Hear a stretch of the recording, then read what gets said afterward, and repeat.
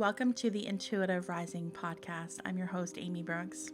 This is a podcast that invites you to remember who you are, return to yourself, and rise into your highest and best soul self. Every week, I will be sharing inspiring conversations about topics that hold keys to your awakening. My mission as an international evidential psychic medium, Reiki practitioner, and intuitive mentor is to help you rise into who you were born to be. Enjoy the show. Hey everyone, welcome back to another episode of the Intuitive Rising podcast. I am your host, Amy Brooks. Thank you for joining me. I am still on a high from the energy of last week's podcast. I recorded that a few weeks ago and I was anticipating it coming out. The reason being is because when I recorded that podcast, it filled me with such upliftment and such energy. I truly felt activated as I was recording that podcast. And I was so anticipating it to come out because I wanted to hear if it sounded as good as it felt to say.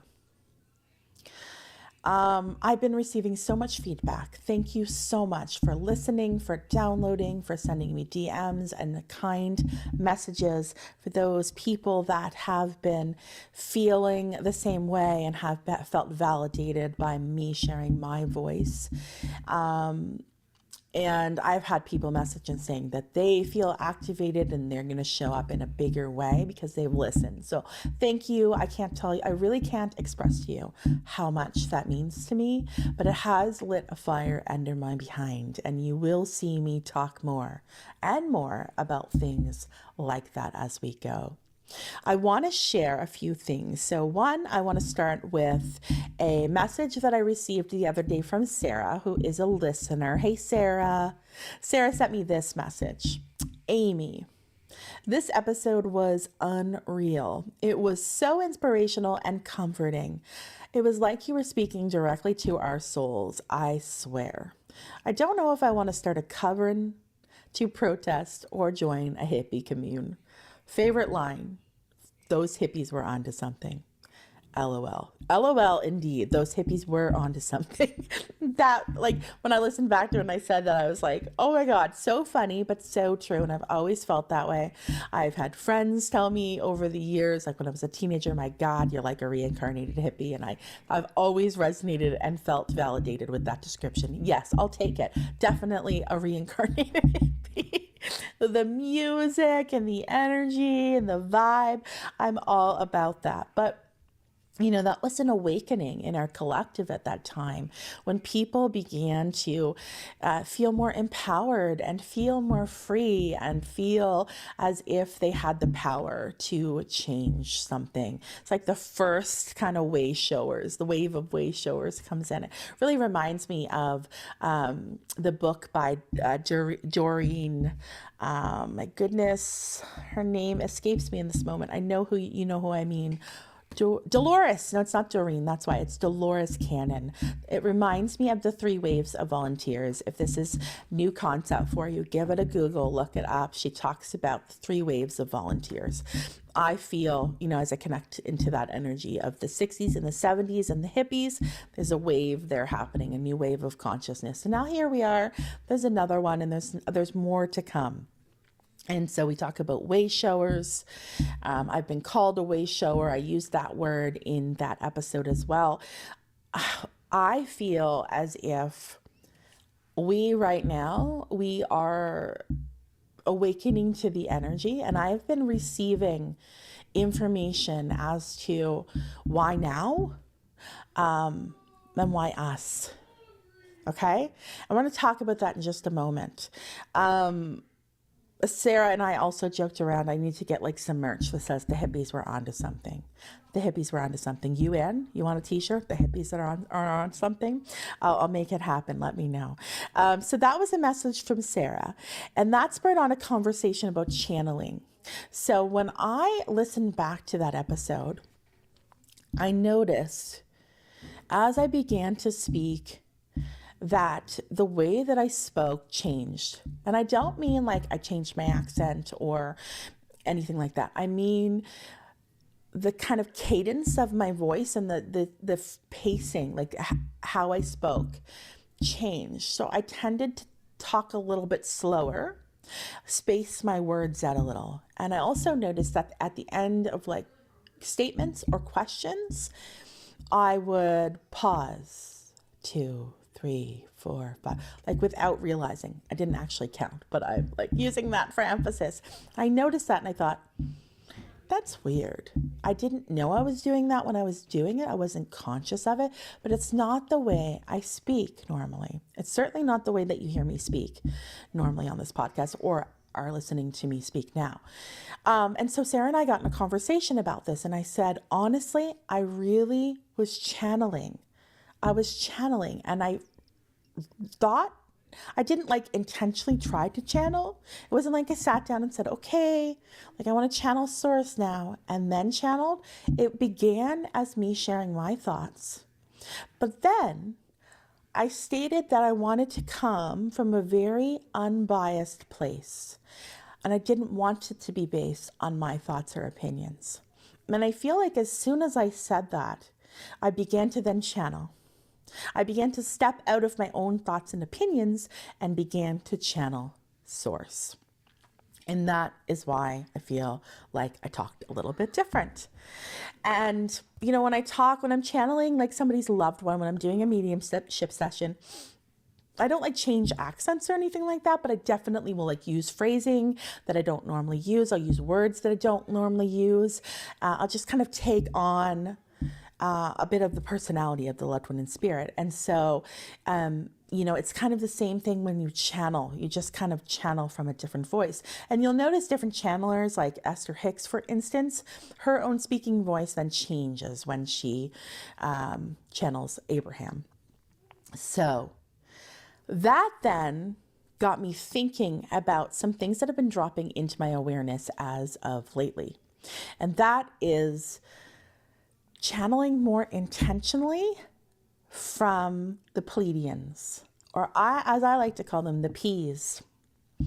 Now, it should be no surprise to most of you who know me or have been listening to this for a long time, that I have a special connection to the Pleiadians, which is a star cluster. It's a star nation. Okay, it's an energy. The Pleiadians from Pleiades. Okay, otherwise known as the Seven Sisters. And if that's something you're interested in, maybe we can talk about that more another day with like kind of a deep dive into Pleiades and Pleiadians. But I am so connected to them that I actually have a tattoo of my fox. I think maybe you've seen that if you've been following me. I have a fox on my arm because the fox is my spirit animal. And there is a crystal ball in the fox's hand. And inside the crystal ball is the star cluster of Pleiades, because I love them so much and I feel so connected to them. And so I have had an awareness lately that the P's want to speak through me. And, you know, no one was more surprised by this than me. Because although I can channel and I like to channel and I have such a special connection to the P's, I've never actually sat down and thought, I think I'm going to start, you know, channeling some star people today. I really didn't see that in my future. You know, when we talk about people like Esther Hicks, channeling Abraham, there's so many different channelers, none of which I can remember in this moment, but there's so many people that do that. And I find it so interesting and intriguing, but it's never been something that I've seen in my own path. That is until now. So what I'm going to do is from time to time, I will put information or put episodes out that is just channeling the P's. Okay, so that's something that you're interested in. Be on the lookout. It will happen. They also like pop in from time to time, and we'll see how it goes. But I'm definitely going to be spending more time with the P's and channeling from the P's. The P's feel like they are based in their knowledge and wisdom is unity consciousness. It's Christ consciousness. And I have noticed over the last, like, probably 4 or 5 years, especially since I've begun to, you know, create more of a social media presence and interact with other people here. That's really been mainly since like 2020 that I got more into that. I have noticed that I will be connected to certain people in the social media space, and I won't necessarily like, it's not like anything is obvious in my face that they also are connected to the Pleiadians, but I'll just have a feeling that they're meant for me, that I'm meant to connect, that I'm meant to talk to. And then as we get going and we get talking, and over the years, I discover that they also have a strong connection with Pleiades. And so I feel like we're all just finding each other. And yeah, I feel like there's an energy of the P's that is needed right now. The P's are very connected, from my experience with them, to the heart and to the throat.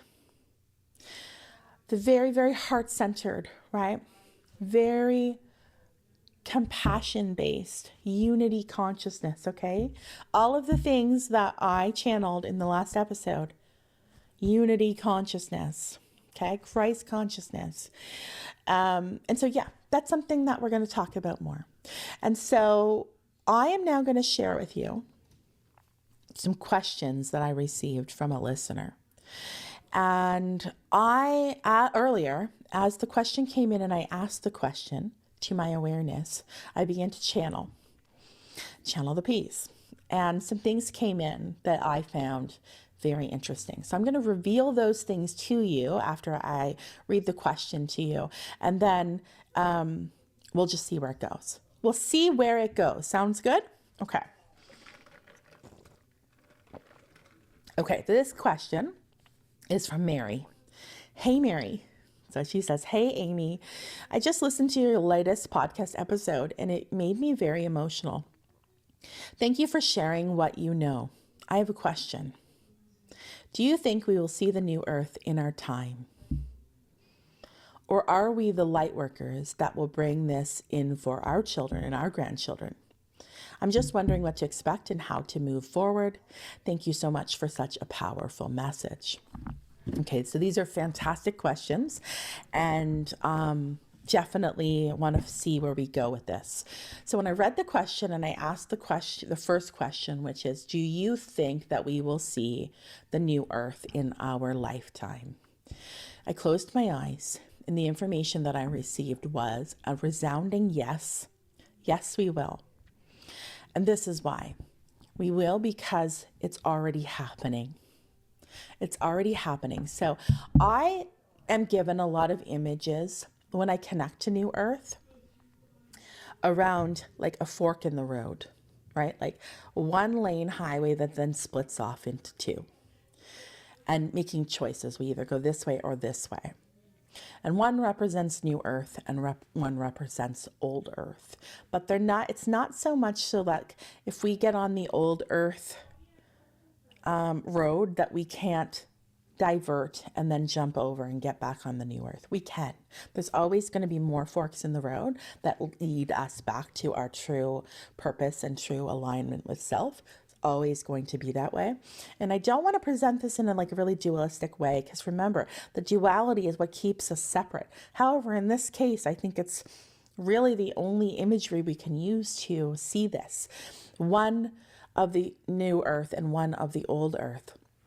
And so what the P's are giving me about this is, if you just picture the globe and the earth, and it's like, we're not going to be leaving this earth. It's not as if the new earth is a totally other earth. It's not as if we are going to be like time traveling to a new earth in any really tangible physical ways, like as if we're going to get in spaceships and just take off and go to a new earth.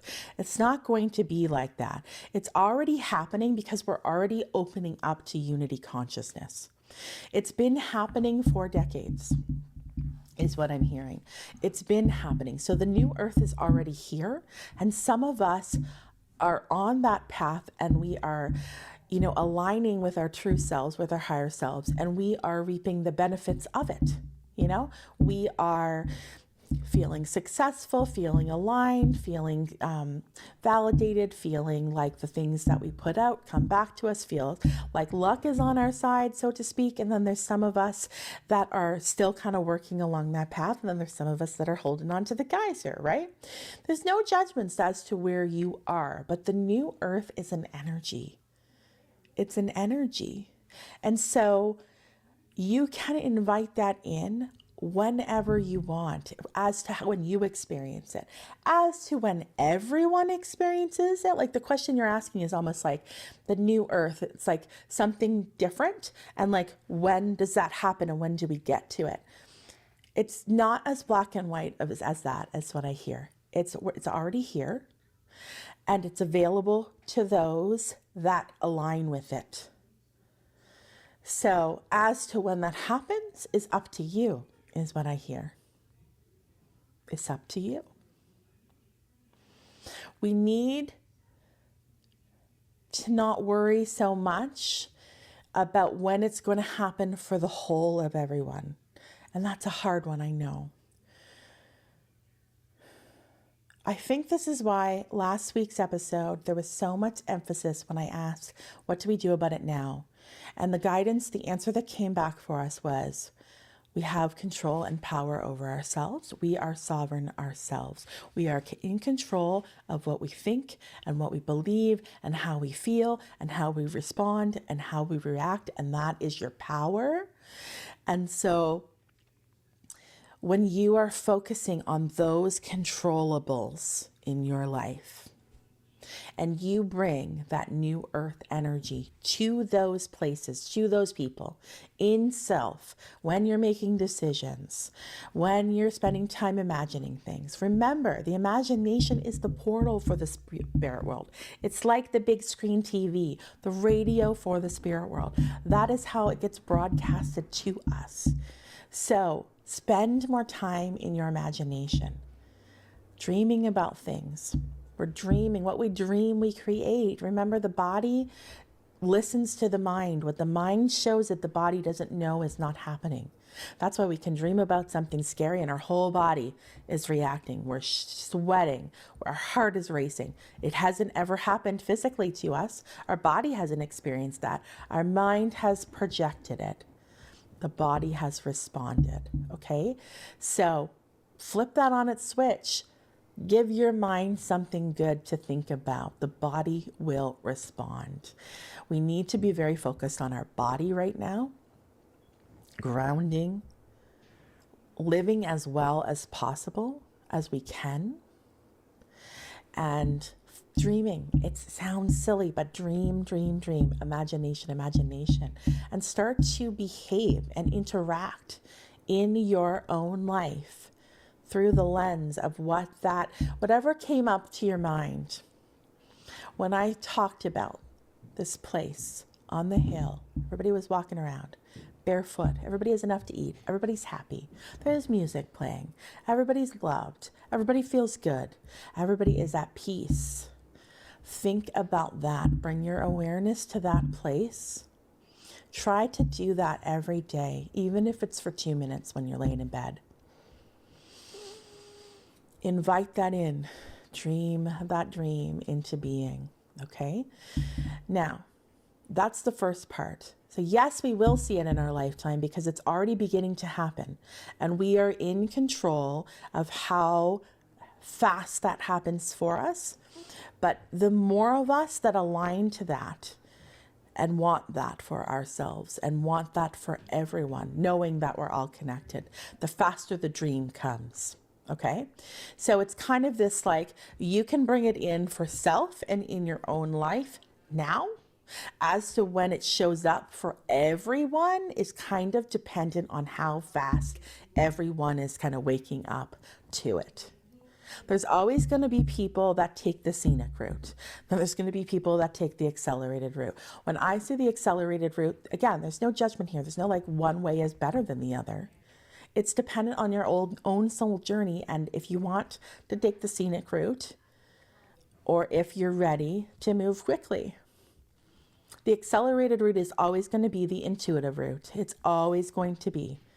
Making decisions that align with you intuitively is always going to get you there faster. The scenic route is where we learn our lessons and we, have those interactions and experiences that teach us.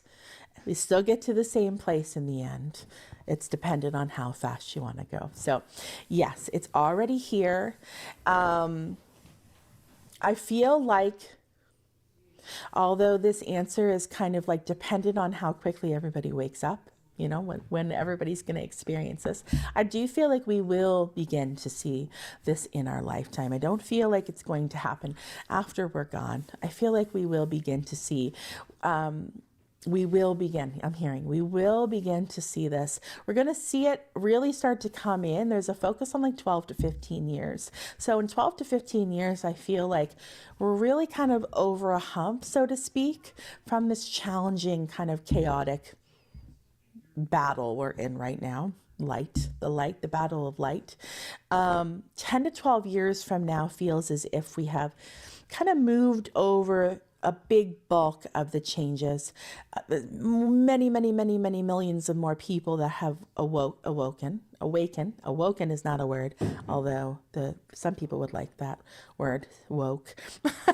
We've awakened, and there's more and more people. So that dream is becoming more apparent in the collective is what I'm hearing. So I feel like in 12 to 15 years, we're definitely beginning to see that more. So it doesn't feel like it's too far off. As to when like everything will be peaceful, harmonious, and, like a utopia, we got some work to do still, but I still feel very, very hopeful. I just saw an image. They just said when you're 60. So I will be 60 in 15 years. So there we go, the 12 to 15. So it feels like we're in a much better place then. Okay, 15 years, hold on to that. But know that you can accelerate this process. Each of us accelerate the process together. The more that we step into this vibration of love and compassion and alignment and a feeling of being sovereign versus like holding on to dear life and trying to cover the geyser of the old and the fear, the more that we like get our crap together and we start building our own house, our new house. By the way, the word that was lost on me last week in the episode when I was talking about the house, and I said there's like earwigs, I meant termites. I'm sure most of you are nodding and go, yeah, I knew you meant termites. Yes, so 15 years, 12 to 15 years, things are starting to accelerate and come in a much nicer, more beautiful way, okay? Now here's the interesting thing. I'm going to take another sip of water. When I was asking this question earlier to the bees, what was coming in was the importance of the children right now. Okay, so I'm going to kind of get back into that space right now and bring this in a little bit more. Just going to set my intention to connect to them more. And so I'm asking, why? What do the children have to do with this? Why are the children so important right now? So what I'm hearing is the children, especially those born after 2008, especially starting to peak around 2012 into now, are absolutely coming in already attuned to the 5D frequency, to the new earth frequency. They're already attuned to the new earth frequency is what I'm hearing. And so this change that comes in, they are the catalyst for the change. The reason everyone is kind of starting to awaken faster and faster and faster, and the reason why things are kind of almost happening more quickly. Has anybody, I feel like what I'm hearing is like, have you noticed how quickly time has been passing? Have you noticed how quickly the months are going? How quickly the years are going right now? It's like this accelerated process of 50 years in 5 of change. It has to do with the children's energy is what I'm hearing. The children's energy is waking us up. And we are the stewards for these children. So those of us that are already here, that are already adults, those of us who have birthed these babies, have raised these kids, are raising these kids, are teaching these kids, are interacting with these kids. So just love these kids because, they're in our communities and they're the future. They're connected to us through our family or what have you. We care for the kids.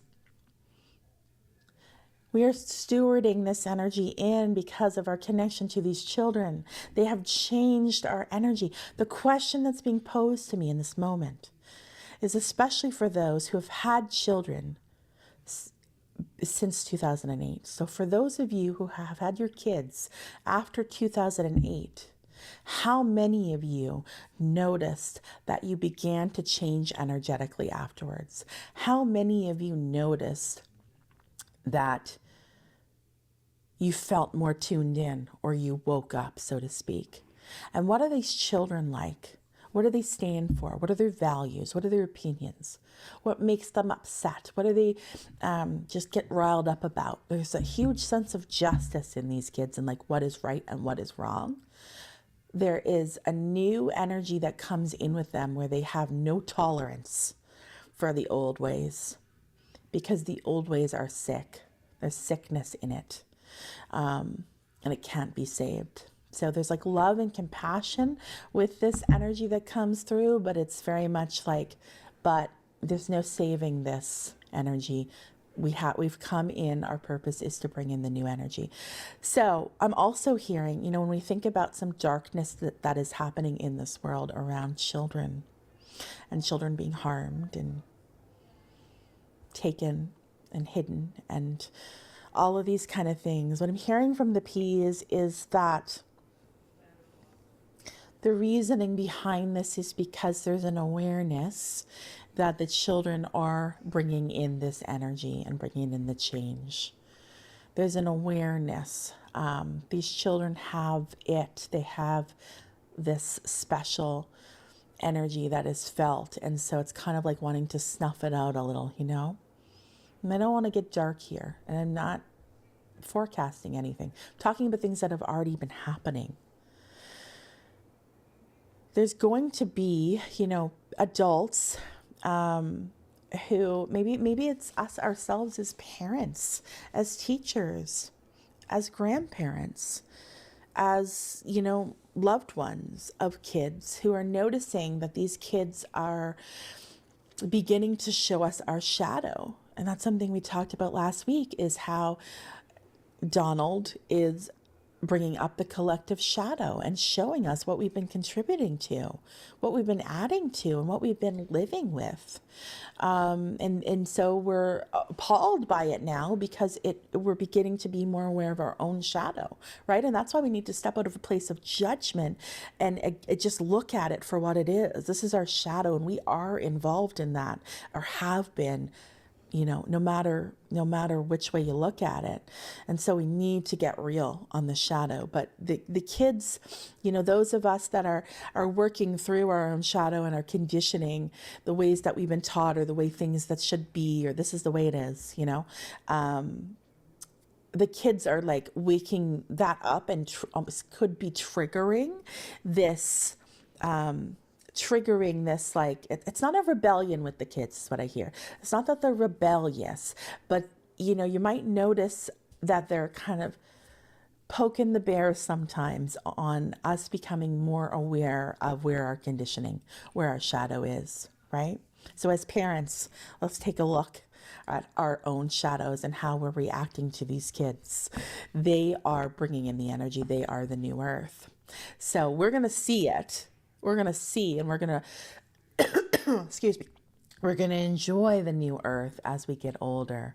But the kids are the energy that's bringing in. And then they're looking to us as the adults, as the elders, of like, okay, here's the change. You guys got to do something with it. We're bringing it to you because you're the adults. You're the ones that can make stuff happen right now. We can't. Do something with it, for us. Okay? So how quickly this happens is up to us, but I do feel like definitely 12 to 15 years it starts to get over the hump and start to see a little bit more good. Yeah, so it's the kids with the new energy that are bringing it in. The kids will absolutely see it. The kids and the grandkids will absolutely be living in that utopia. Absolutely. I feel for sure. I hope that answers the question for you, Mary. So the kids are looking to us. The kids are trying to wake us up. And they're looking to us to do something. So as we're making decisions, as we're thinking about building the new house, right, brick by brick, think about those kids. Think about your kids, your nieces and nephews, your grandchildren, your neighbors' kids, the kids you teach. Excuse me. Think about those kids and base your decision through the love and compassion that you have for them and what you want for them. Make decisions for them. They're looking to us for that. They want us to start it so that we can enjoy it with them and build it for them. That's the answer to your question, Mary. I hope you enjoyed that. I hope that it helps. So look forward next week. I think next week maybe I'll record a video about the peas. I want to put out a public call for you guys listening. Please send me an email or message me on my social media at The Intuitive Rising. Go to my website if you want to send me a message too. And let me know if there are certain topics or questions that you have for the peas. And then in the next few weeks, maybe I'll wait a couple weeks so that I can get some questions to come in. In the next couple weeks, I will record an episode where I ask the peas those questions. Does that sound good for you? Sounds good for me. So I hope you enjoyed this follow-up episode to last week. Thank you for your questions. Thank you for the feedback. Thanks for the listeners. I love you all, and I will see you again soon. If you have enjoyed this episode, please consider hopping on over to wherever you listen to your podcast and giving it a 5-star review. Thank you so much in advance. If you'd like to keep in touch, please head over to my website, theintuitiverising.com, to keep up with all the things that I have been doing. I also have a private Facebook community for people just like you. It's called the Intuitive Rising Community. All you gotta do is request to join, and I will let you in. Keep rising.